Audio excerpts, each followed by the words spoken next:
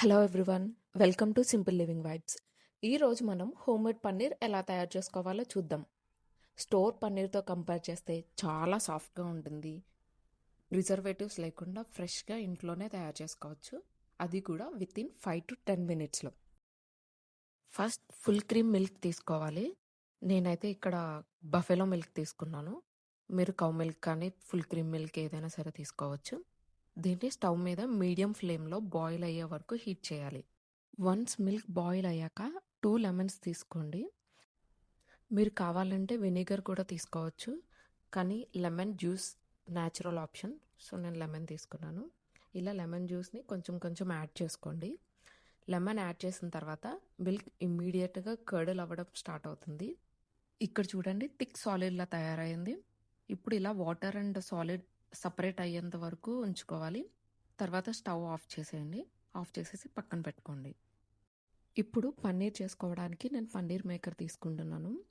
మీరు కావాలంటే క్లాత్లో కూడా చేసుకోవచ్చు, కానీ ఈ పన్నీర్ మేకర్ అనేది చాలా కన్వీనియంట్గా ఉంటుంది.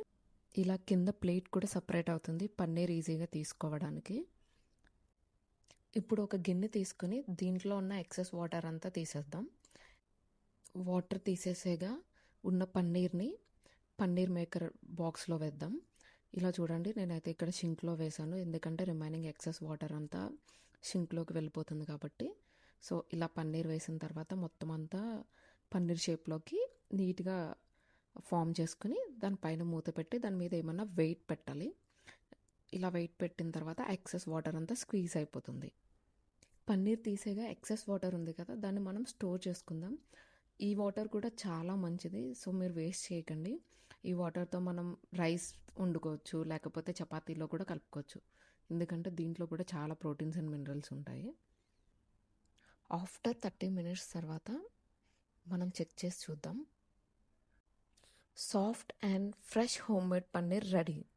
టెక్స్చర్ చూడండి, చాలా స్మూత్ అండ్ సాఫ్ట్గా ఉంటుంది.